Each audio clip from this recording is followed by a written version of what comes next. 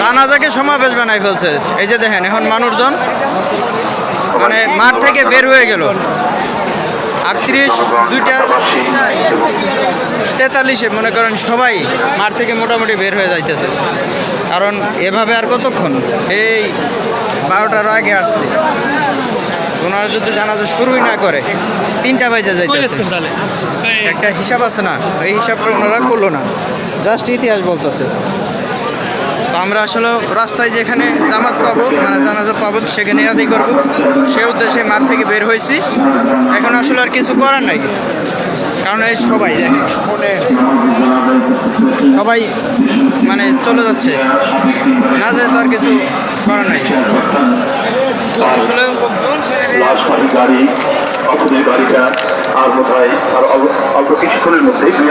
এখন 2:45 বাজে, এখনো কফিনের গাড়ি আসে নাই মাঠ থেকে, যার কারণে বের হয়ে গেলাম।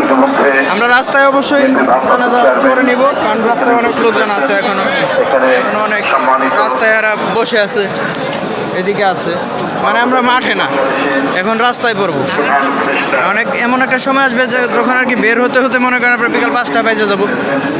তো সবার তো একটা সুস্থতার ব্যাপার স্যাপার আছে, যার কারণে আর কি আমরা বের হইলাম।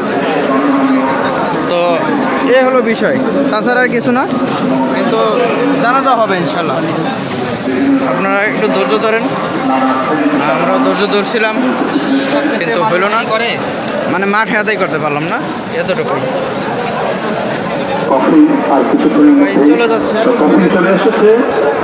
এখন, এতক্ষণে কফিন চলে আসছে, স্টেজে নিয়ে আসছেন তৈরি করা এই মঞ্চে, কফিনের জন্য মঞ্চ তৈরি হচ্ছে।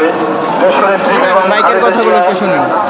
এদেশের এক ঘনজন্ম নেত্রী, বিএনপির চেয়ারপারসন, সাবেক 3বারের প্রধানমন্ত্রী, এদেশের পার্টি মানুষের সাথে অবিচ্ছেদ্যতার সম্পর্ক, এখানে